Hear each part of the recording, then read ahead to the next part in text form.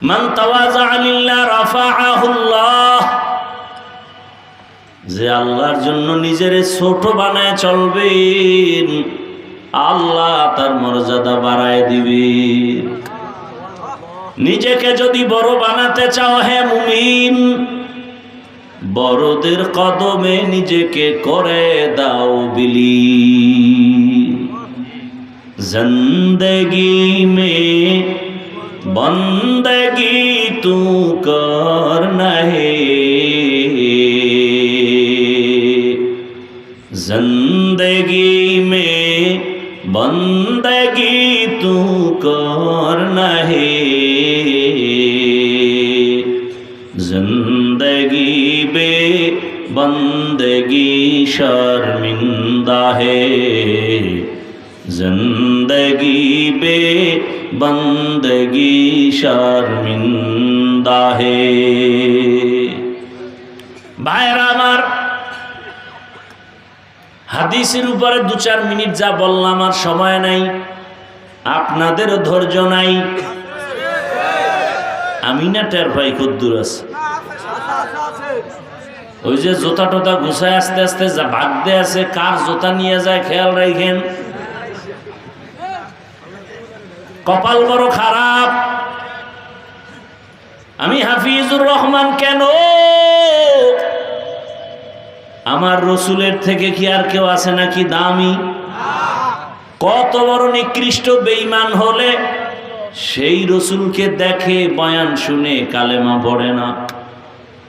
কত বড় বেঈমান, এক নজর দেখলে যেই রসুলকে জাহান্নামের আগুন হারাম। কেমন মায়ার নবী আমার, যে রসুলের এক নজর দেখবে পেটের ক্ষুধা নিবারণ হয়ে যায়। কেমন রহমতের নবী, নবীজির শরীর মোবারকে মশা মাছি পড়ে না, হারাম। রহমতের নবী রাস্তা দিয়ে চলেন, দুপার্শ্বের গাছ নত হয়ে রসুলের সালাম জানায়। নবীজি যেখানে কদম রাখেন ওই মাটির থেকে দীর্ঘ বছর ঘ্রাণ আর মিশকের ঘ্রাণ। নবীজির ঘাম আসতেছে, ঘামের থেকে মিশকের ঘ্রাণ। আম্মা জান আয়েশা রাদিয়াল্লাহু আনহা বলেন, নবীজির ঘাম আমি বোতলে ভরে রাখতাম, আমার আতর হিসাবে ব্যবহার করতাম। সেই নবীকে 13 বছর দেখলো, বয়ান শুনলো, কালেমা পড়ে নাই। এত বড় বেঈমানের নাম জানেননি? এর নাম কফাল। 13 বছর দেখলো, বয়ান শুনলো, কালেমা পড়ে না। আর অন্যদিকে 27 বছরের যুবক তরবারি নিয়ে যায় নবীরে জবাই করবে। কয় বছরের? 27 বছরের যুবক তরবারি নিয়ে দৌড়ায় আমার নবীকে জবাই করবেন। কাছাকাছি গিয়া রহমতের নবীর চেহারা দেখে তরবারি ফালায় কয়, রহমতের নবী আমাকে মাফ করে দেন, আর কালেমার রশি আমার গলায় পড়ায় দেন। রহমতের নবীর হাতের সাথে হাত লাগায় কালেমা পড়ে তরবারি নিয়ে দাঁড়ায় গেল।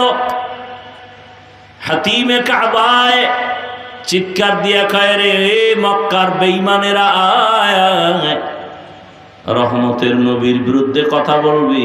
আমি 27 বছরের যুবক ওমরের সামনে দাঁড়া, তরবারি রেডি। যেই ওমরের আমার নবী এমন দোয়া করেছেন, আজও ওমরের নামটা শুনলে কেমন যেন শরীরের মধ্যে একটু গরম আসে, ভয় ভয় আসে। কেউ যদি ঘুমের সময় বুকের উপরে শাহাদাত আঙ্গুল দিয়া ওমরের নাম লেখে, আইন মিম রা, আরবিতে নাম লেখে ঘুমায়, ঘুমের মধ্যে কোনো খারাপ স্বপ্ন দেখবে না। কে সে ওমর? সমস্ত নবীরা আমার আল্লাহর বন্ধু, রসুল আমার আল্লাহর বন্ধু। ঈসা নবী আল্লাহর বন্ধু, মুসা নবী আল্লাহর বন্ধু, ইব্রাহিম আল্লাহর বন্ধু, ইউসুফ আল্লাহর বন্ধু, সুলাইমান আল্লাহর বন্ধু। আমগো নবীও। ব্যবধানটা কোথায় জানেননি? সব নবী রসুল আমার আল্লাহ তাআলার আশিক, আর আমার আল্লাহ নিজে হলেন মুহাম্মদের আশিক। ইমামুল আউয়ালিন আল আখিরিন, ইমামুল আউয়ালিন আল আখিরিন, বহরে সদকা রহমাতাল লিল আলামিন, সৈয়দুল কাউনাইন খাতমুল মুরসালিন, আখির আমদ বুদে ফখরুল আউয়ালিন। ওগো নবীর উম্মতেরা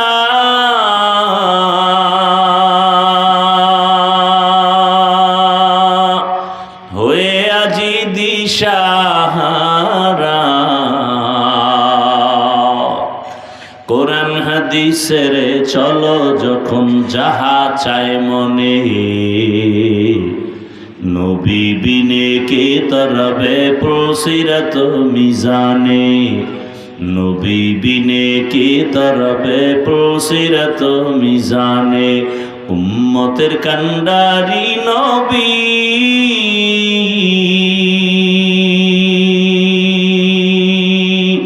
কাঁদছেন উম্মতের লাগি, এখনো কাঁদেন নবীজি শুয়ে মদিনার পানে, নবী বিনে কে তরাবে পুলসিরাত মিজানে, নবী বিনে কে তরাবে পুলসিরাত মিজান। আপনাদের ঘুম আসতেছে? বাঙালি ঘুমায় রাতে? আমার জানা মতে কোনো বাঙালি রাতে সারা রাত মোবাইলের হক আদায় করে। একশোরা কয় কেয়ামতে কি নিয়ে দাঁড়ানো, অন্তত এটা যদি বলতে পারি যে আল্লাহ কোনোটা পারি নাই, মোবাইলের হক আদায় করছে। ওই সেদিন এক চোরার ঘরের চোরা ছবি তোলার তো আসে, বাথরুম থেকে বাইরে দেখি মোবাইল ধরে খারাই গেছে। কি এখানে কেন কয় ছবি তুলে, আমি ভিতরে আইলি না কেন? একজনে এইভাবে কান্দের উপর হাত দিছে ছবি তুলবে, বলে হুজুরের দিকে তাকান। আমি বললাম ভাই এমন কেন করেন? না ডোন্ট মাইন্ড, যদি আল্লাহ উসিলে কিয়ামতে আমাকে মাফ করে দেন। সারা দুনিয়ার উলামায়ে কেরাম একমত, সরকারের প্রয়োজন আর শরীয়তের প্রয়োজন ব্যতি রেখে এমনিই ছবি তোলা 1000 কোটি বার হারাম, কবিরা গুনাহ। বসছেন বেহেশতের বাগানে, করতেছেন কবিরা গুনাহ, কেমন সান কপাল লইয়া দুনিয়াতে আইছেন। আমি মরে যাব, আমার এই বলার কণ্ঠ বন্ধ হয়ে যাবে, এভাবে বলনেওয়ালারা চলে যাবে, বলার লোক থাকবে না। যে এত বয়ান শুনছেন সারাদিন, আমার মতো এইরকম কঠিন কথা খুব কম বলেছে। অনেকে বলে যে এই বয়ানের দরকার কি, এগুলি আমরা আমাদের লাইনে চলি, সমস্যা কোথায়? তা তার বয়ানেরও দরকার হয় না। আল্লাহ আমাদের সব ভাইকে মোবাইলের গুনাহ থেকে হেফাজত করেন। অদৃশ্য এক মরণাস্ত্রের নাম মোবাইল, অদৃশ্য এক মরণাস্ত্র, এর নাম মোবাইল। আল্লাহ হেদায়েত দান করুন। তো রহমতের নবীকে দেখলো, কালেমা পড়লো না, এর নামও কফাল। আর জবাই করতে গিয়েও কালেমা পড়লো, এর নামও কফাল। বহুদিন ধরে আওয়াজ, নগরকান্দা মাদ্রাসার ময়দানে বয়ান হবে, বয়ান অনেকে শুনছে, আসতে পারে নাই, কফাল। আর একদল আসছে কিন্তু বেহেশতের প্যান্ডেলে ঢুকতে পারে নাই। এরা বাজারে দোকানে ঘুরে ঘুরে আড্ডা দেয় আর তাজা তাজা কবিরা গুনাহ করে। আর একদল প্যান্ডেলে ঢুকছেন কিন্তু কলবের দরজা বন্ধ রাখছে, মোবাইল সামনে রেখে। বয়ান সব মোবাইলে ঢুকতেছে, কলবের দরজা বন্ধ। মোনাজাতের পরে মোবাইলটা যদি হারায় যায়, কানবে, বলবে আমও গেল, সালাও গেল। এর নামও কপাল। এখানে আসতেও কপাল লাগে, বসতেও কপাল লাগে, দোয়া করে যেতেও কপাল লাগে। জানি না কোন কপাল বলা এখানে বসছেন। আবু জাহাল ওয়ালা কপাল নাকি ওমর ওয়ালা কপাল জানি না, শেষ পর্যন্ত বুঝা যাবে মোনাজাতে কার কপাল ওমর ওয়ালা কপাল, কার আবু জাহাল ওয়ালা কপাল। তবে দোয়া করি আল্লাহ আমাদের সবাইকে ওমর ওয়ালা কপাল দান করেন। আরো আস্তে করে বলেন। আসেন, হাদিস নিয়ে কথা শেষ, এবার আয়াত নিয়ে কথা।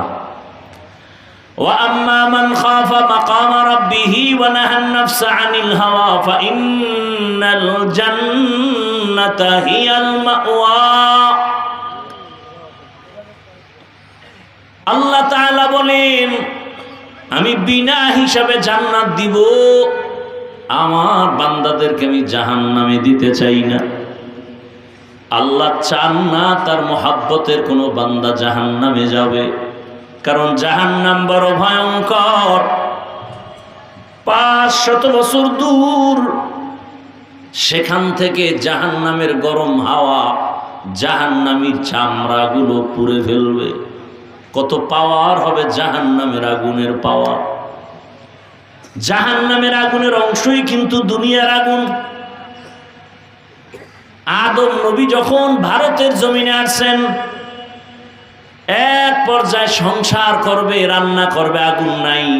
জিব্রাইল আমিন আগুন দিল আর বলল, সমুদ্রের মধ্যে 3 বার পানিতে চুবানি দাও। 3 বারে জাহান্নামের আগুনের পাওয়ার কমে গেল। এবার নিজে কিছু রান্না করো। বাকি আগুন পাথরের মধ্যে ফালায় দিছে। এ কারণে পাথরের মধ্যে আগুনের অংশ আছে, পানির মধ্যেও আছে। এ কারণেই তো পানির থেকে বিদ্যুৎ বানায়। আবার পাথরের মধ্যে আগুন আছে। এই পাথরগুলোকে পিষে পিষে পিষে পিষে এমনভাবে কিমার মতো গুঁড়া করেছে, ওখান থেকে বারুদ বানায়, এরপরে আগুনের ঘর্ষণ দেওয়ায়। এই আগুন জাহান্নামের আগুনের অংশ। জাহান্নামের আগুন তো আরো কত তেজের আগুন হবে। আল্লাহ এক আয়াতে বলেন, নারুল্লাহিল মুকাদা।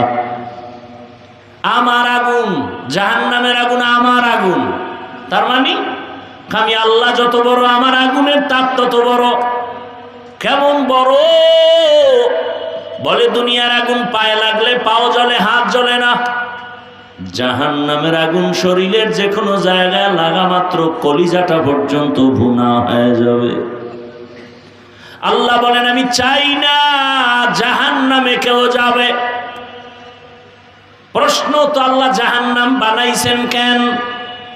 দুনিয়াতে কিছু গাদ্দার আছে, নবীর বয়ানও কলব ধরবে না। আলেম তো দূরের কথা, ওরা হাসতে হাসতে বলবে, সবাই যদি জান্নাতে যায় জাহান্নামে যাবে কে? আছেন এরকম বেয়াদব কিছু? আল্লাহ নবী পাঠাইলেন, কোরআন দিলেন, বুঝাইলেন, সাহাবারা বুঝাইলেন, তাবিনরা বুঝাইলেন, তবে তাবিনরা বুঝাইলেন, ওলামায়ে কেরাম বুঝায়, তাবলীগওয়ালারা বুঝায়, জাহান্নামে যাইও না, গুনাহ করিও না, এরপরও বুঝতে চায় না। পীর সাহেবরা বুঝায়, এরপরও কিছু বেয়াদব বুঝতে চায় না। জুমার খতিবরা বুঝায়, বুঝতে চায় না। এরপরও আবার হাসতে হাসতে বলে, সবাই নেক আমল করলে গুনাহ করবে কারা? একটু মজা নিয়ে লই। আল্লাহ কয়, বেঈমান তুই যেহেতু যাইতেই চাও, তোর জন্যই জাহান্নাম বানাইছি। একটু ঢুইকা দেখ জাহান্নামের মজা কেমন। তুই একটু মজা বুঝিয়ায় দেখ জাহান্নাম কেমন। কিন্তু আমি আসলে জাহান্নামে কাউকে দিতে চাই না। তার প্রমাণ, বড় প্রমাণ হলো অল টাইম তওবার দরজা খোলা।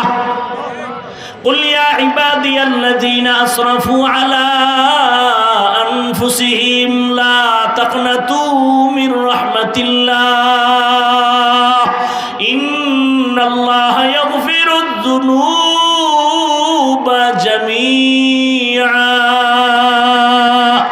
ইন্নাহু হুয়াল গফুরুর রহিম।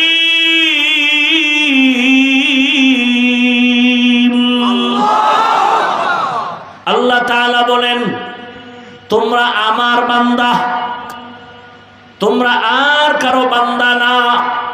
আমি বড় তোমাদের আদর করে বানাইছি। সূর্য আমি বানাইছি কিন্তু বলি না আমার সূর্য। চাঁদ আমি বানাইছি কিন্তু বলি না এটা আমার চাঁদ। আসমান আমি বানাইছি একবারও বলি না এটা আমার আসমান। জমিন আমি আল্লাহ বানাইছি একবারও বলি না এটা আমার জমিন। বরং মানুষ তোরে আমি বানায় বলি তুই আমার বড় আদরের বান্দা। আমার ছেলে নাই, মেয়ে নাই, স্ত্রী নাই। লাম ইয়ালিদ ওয়া লাম ইউলাদ, লাম ইয়ালিদ লাম ইউলাদে উলায়ে কাস ওয়ালিদ মাউলুদেরা ও খালেকাস। আমি আল্লাহ বড় আদর করে বানাইছি মানুষ। আমি আল্লাহর ছেলে নাই যার দিকে তাকায় আমি সান্ত্বনা পাবো। আমার মেয়ে নাই যার দিকে তাকায় আমি সান্ত্বনা হব। আমার স্ত্রী নাই যে আমার তৃপ্তি হবে। আমি বানাইছি একমাত্র মানুষ। আমি আল্লাহ এক, আমার আদরের একমাত্র বান্দা। আমি চাই না তুই জাহান্নামে যাবি, কারণ আমি তোরে বড় নরম ধাতু দিয়া বানাইছি। ওয়া খুলিকাল ইনসানু যায়ীফা, তোরে দুর্বল করে বানাইছি।